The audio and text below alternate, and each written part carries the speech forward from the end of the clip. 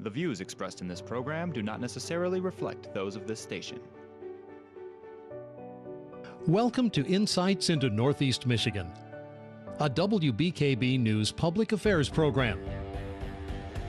Insights deals with the issues affecting those in the community as well as Northeast Michigan and the state. And now, Insights into Northeast Michigan. Good morning and welcome to Insights. I'm Kristen Anduini and this is Lieutenant Colonel Jim Shea. We're here today to talk about the possible water contamination on the military base. Can you tell me a little bit about the background, how you guys found this possible contamination?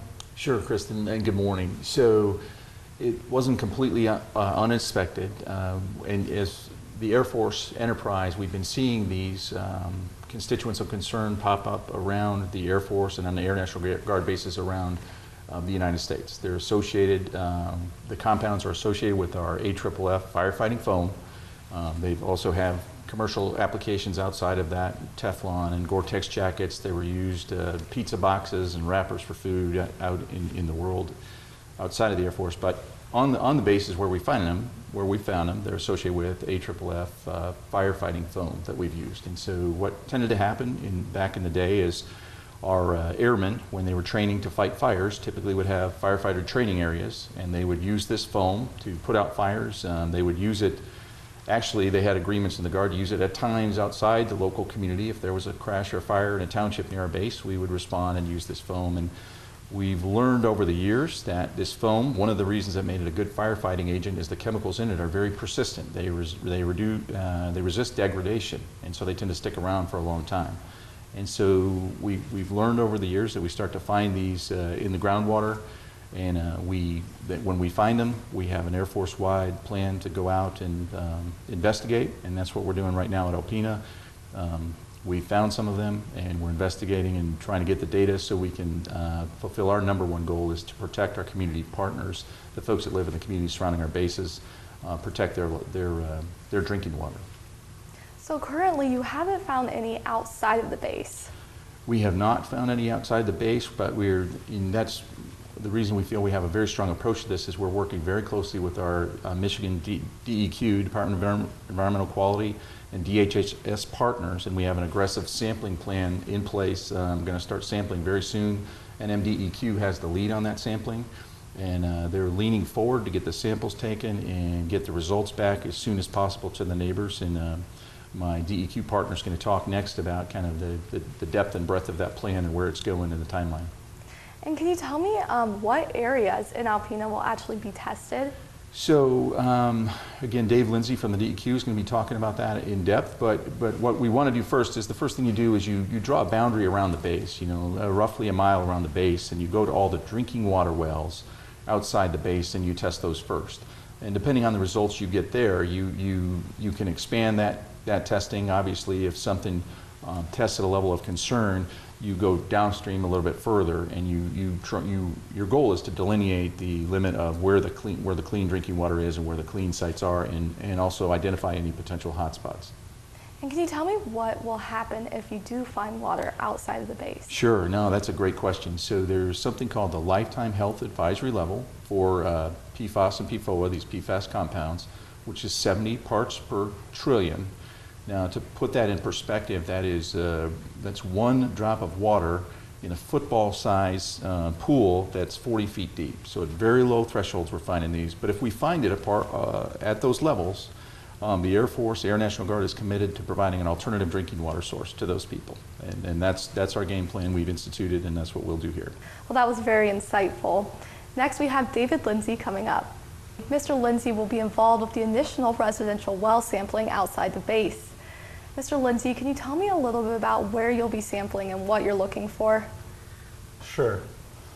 The DEQ is going to be conducting residential well sampling outside of the base area, and we'll be looking for PFAS compounds, which are a family of compounds that includes the compounds typically associated with firefighting foam, along with other PFAS compounds that are found in a lot of different products that have been manufactured over the years.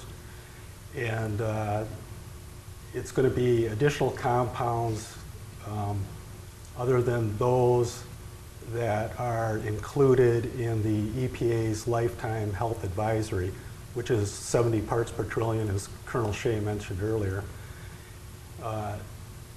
And we are going to start by looking at all of the residential wells within approximately 1 to 2 mile radius outside of the base. Right now, we know of approximately 90 to 100 wells exist because we've got this off of a database called WellLogic, where well drillers have to enter the information for all of the residential wells they do drill. However, this started in the mid-90s, so there are some wells out there that we're not aware of, and we want people to make us aware of those wells so that we can go and sample them. Our concern is safe drinking water. At this point, we don't know if any of these compounds exist beyond the base perimeter, and so we're calling this our initial sampling area. If we do identify impact to any of these residential wells, we will likely expand our sampling area. We will also be in contact with all those people whose wells do get tested. If there are detections above the Lifetime Health Advisory, as soon as we get those results, we're going to contact those individual well owners and make sure they have some kind of alternative water supply so that they're drinking safe water. But I do want to emphasize that we're doing this as a precautionary measure, and if we do find that we have these compounds existing off the base, and there could be other sources besides firefighting foam. If they do exist off the base, then the DEQ will then conduct a groundwater investigation where we'll do borings into the earth and determine the quality of the groundwater so that we can determine how far these compounds may have extended. So we'll have a better idea of what the solutions may be as far as getting people their safe drinking water. So if someone wants to have their well tested, how would they contact you? Well, there's a couple of different ways. They can go to the local health department, which has an office in Alpena. It's the health department, district number 4. They can call our office at the DEQ in Gaylord, and there is also a website where you can go and put out a request through the internet. Thank you so much, Mr. Lindsay. Thank you. We have to take a quick break, but stay tuned for more insights. Welcome back. Now we have Melanie Brown with the DEQ, and Melanie deals with water issues all over the state, and she's going to tell us a little bit about how Alpena compares to the rest of the state. Right, absolutely. And so what we're seeing here in Alpena is quite similar to what we're seeing in several other areas around the state right now. From a statewide perspective, we're working together to make sure that we're investigating what's happening in different areas relating to this particular contaminant based on what we currently know. And we're also working with our state and federal and local partners as a part of that investigation. So it's the State Department of Environmental Quality working with the State Department of Health and Human Services. We're working with the Department of Military and Veterans Affairs.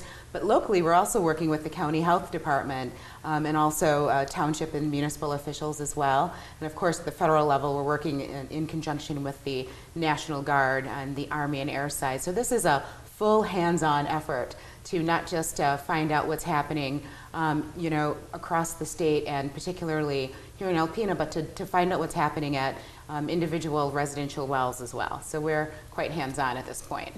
So it's obviously not your first time around. You guys are ready to handle this. What have you done in other areas that you might implement here? Yeah, so just down the road in Grayling, for instance, we have a similar situation here in Alpena.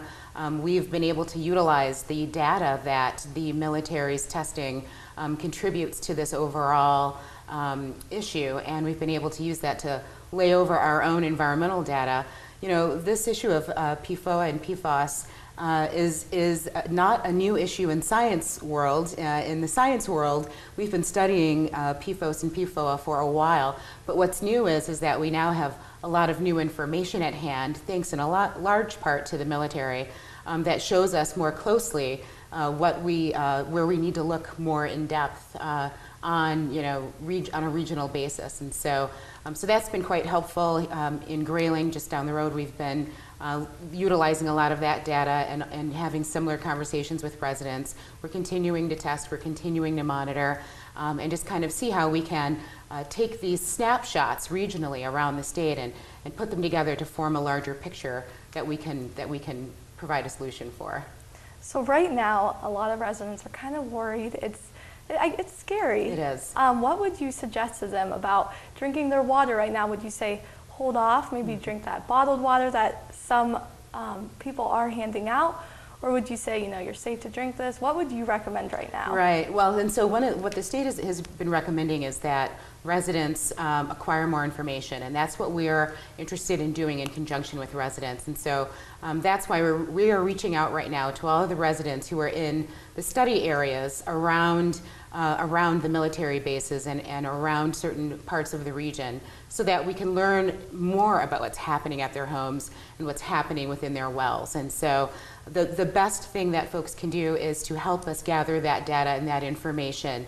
And that's what will really give us some concrete evidence as to what they should do about drinking their water, if they need to have alternative water, and what they should do with their families and their pets. And so right now we're really focused on making sure that we can learn the information of what's happening at their homes with their own private wells, and that will bring us a lot closer to our guidance on how they should mitigate any additional risk with their health while we continue to test. And so our first and foremost goal is to make sure that residents' health is protected.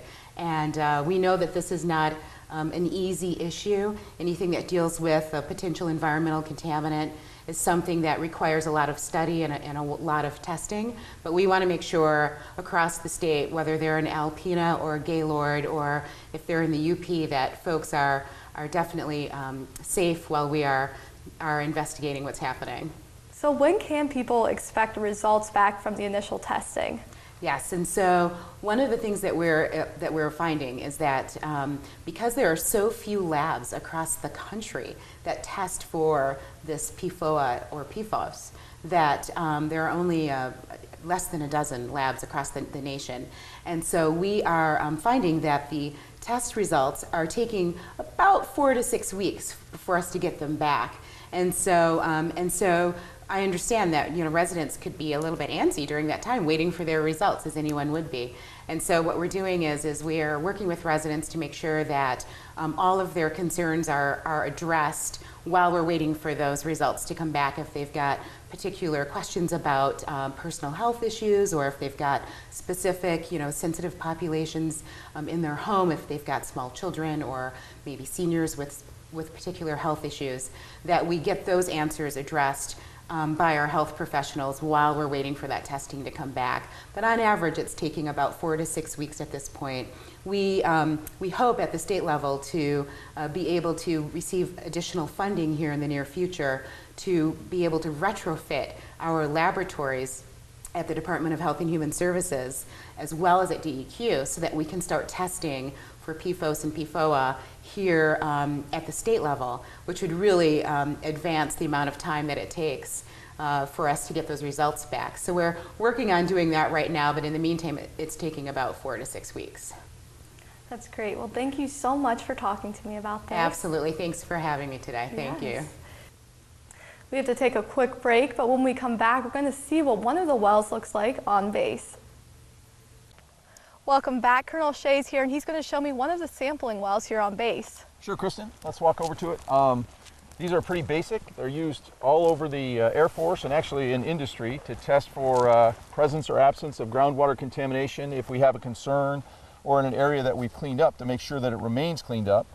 Here at Alpena, they're typically about 20 feet deep or so. They go down to the groundwater so that we can get samples of where the groundwater is and what levels of contaminants of concern, if we have some concern.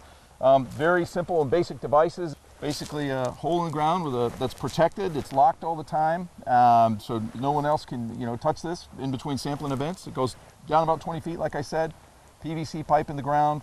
It's got a sand casing, and that's it. And when it's sampled, we sample under very pristine conditions to make sure we're getting absolutely accurate sample of what's in the groundwater.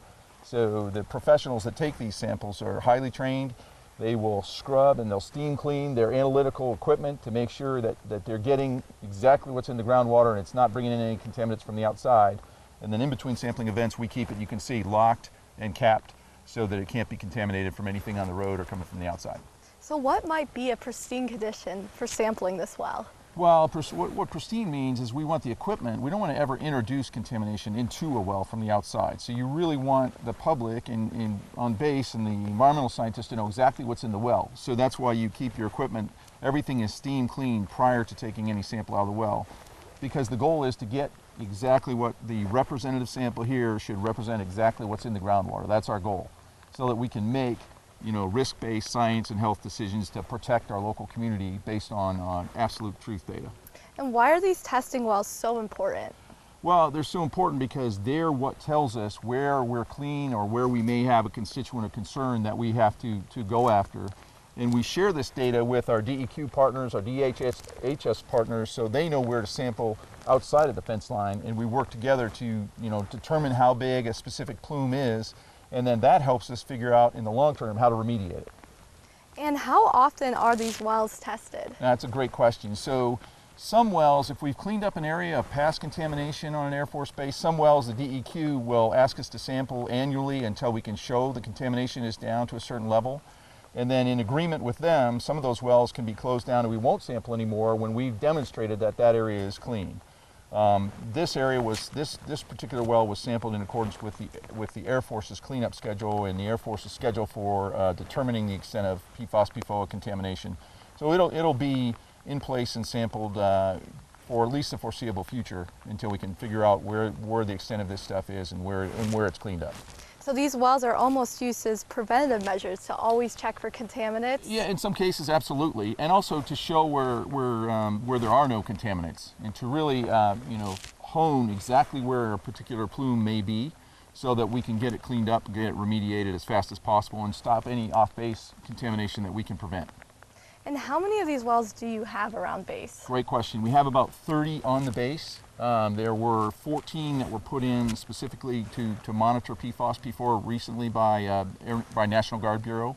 But there's about 30 on base that we monitor for historical contamination or sites that are closed right at this present time. And what kind of data do you find from the wells and how is it used? Sure, so great question. What we look for is contaminants of concern. So in the case of PFAS and PFOA, we're looking for the constituents that were in that firefighting foam. And we're looking for them above any background levels and above, and in addition to that, we look for other contaminants, constituents of concern, anything that might affect down gradient wells or anything off the installation property proper. And we compare the levels of anything we find in the wells to, in the case of PFAS and PFOA, the lifetime health advisory level, the 70 part per trillion level. In the case of other constituents that we might find, we compare it against levels that are mandated by EPA or DEQ, and the entire goal is protect human health for our neighbors, outside of the installation property and anyone inside the installation. That's the entire goal of sampling this groundwater. And we also take samples in the soil as well and around to see if there's any constituents there. And what does the soil show you? So what the soil will show us is the extent of contamination that's in the soil boundary above the groundwater. So what you tend to find with contaminants is they'll migrate down through the soil, and you really want to see how much you have in a soil layer, and then you want to see how much has made it down to the groundwater level. And comparing those two can give you an idea of the extent of the contamination, where to look for it further. But again, the whole goal is preventing contamination everywhere we can from getting off site. And if it does, knowing where it is in order to mitigate it and protect human health and the environment. So these are great preventative tools to help people alert everyone that there could be something in the water. That's how we use them. And we also use them to show areas that are clean to, for people that are feeling concerned that maybe on the other side of the base where we know we have no contamination, these, can be used to show, nope, we have clean groundwater for the majority of the base, including what might be next to their property. And what's kind of the process that you do go through? Is it monthly? Is it weekly? Sure, to test the wells. It's all dependent upon what you're trying to achieve. And again, so some of the wells we have on base are closed because we've shown the DEQ that those former sites are closed. So some we don't sample anymore because we've proven to the public and to the DEQ that those are safe. And we have to get the DEQ's permission to close those. These will sample based on a schedule that would be determined in partnership with the DEQ and the DHHS as we move forward, how often we sample these wells and where we potentially put in more wells. And you heard Mr. Lindsley talk about that. We'll be sharing data across the fence line as they test wells that are across the fence and if they put any new wells across the fence. And did you say this well was actually one of the wells that the contaminants were found in? This well was one of the wells that we had an elevated level of PFAS and PFOA, so that's why we're keeping a very close eye on this well and the areas around it. Well, thank you so much, Lieutenant Colonel Shea, for all the great information that you provided us. You bet, thank you. And this was just the first part, the first step we're taking into learning about this water contamination. We will keep you updated as we learn more. Thank you for joining us today. Insights into Northeast Michigan is produced by WBKB News. If you have any comments, suggestions, or topics you would like to see on a future show, please email WBKB News. This has been a production of Thunder Bay Broadcasting Corporation. All rights reserved.